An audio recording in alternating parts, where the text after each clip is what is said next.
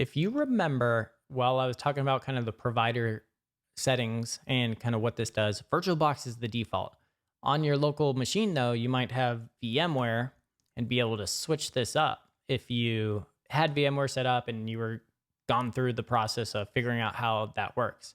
So essentially you're just saying, hey, assign this box to the provider. What if you wanted something else though, beyond VMware or VirtualBox?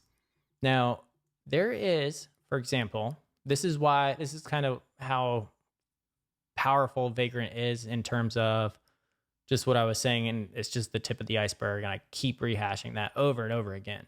And so here's like a really cool example. Let's clean this up and then go through this.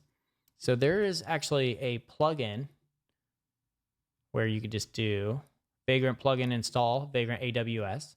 And what that plugin does is it allows your Vagrant system to use Amazon Web Services as a provider.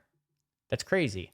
What that means is we're going to mount our machine, our VirtualBox, with all whatever our special configuration settings are to an EC2 server.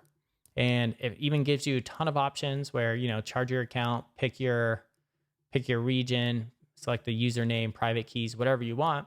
And it allows you to provision servers from a simple Vagrant file.